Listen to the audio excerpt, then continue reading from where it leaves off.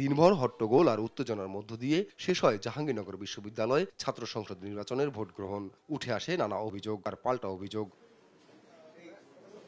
অনিয়মের অভিযোগে ফজিলাতুন্নেসা ও তাজউদ্দিন হলে সাময়িক বন্ধ ছিল ভোট গ্রহণ। ছিল ভোটারের চেয়ে বেশি ব্যালট ছাপানো ও ভোটের পর অমোছনীয় কালি না দেওয়ার অভিযোগ। বেলা 3:30টার পর ভোট গ্রহণে অসঙ্গতি সহ নানা অভিযোগ তুলে নির্বাচন বর্জন করে ছাত্রদল সমর্থিত প্যানেল। তারা এটিকে পাতানো নির্বাচন বলেও আখ্যা দেন। কোনোভাবে সুষ্ঠু নির্বাচন হচ্ছে না, এটা একটা পরিপূর্ণ কারচুপির নির্বাচন, প্রহসনের নির্বাচন। আমাদের বিজয় ব্যাহত করতে ইউনিভার্সিটি প্রশাসন জামাত শিবিরের সাথে এক হয়ে ইলেকশন ইঞ্জিনিয়ারিং এর ব্যবস্থা করেছে। এই নির্বাচনে স্টুডেন্টদের সত্যিকার রায়ের প্রতিফলন ঘটছে না।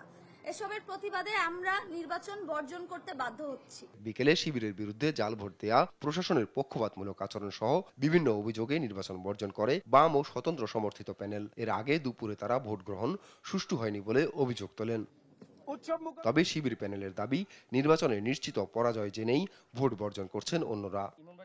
নির্বাচন বর্জনের পর ক্যাম্পাসে থমথমে অবস্থা বিরাজ করছে। অপ্রীতিকর পরিস্থিতি এড়াতে গুরুত্বপূর্ণ পয়েন্টগুলোতে সতর্ক অবস্থান নিয়েছে আইনশৃঙ্খলা বাহিনীর সদস্যরা। আপন অপু, নিউজ ডেস্ক, দেশ টিভি।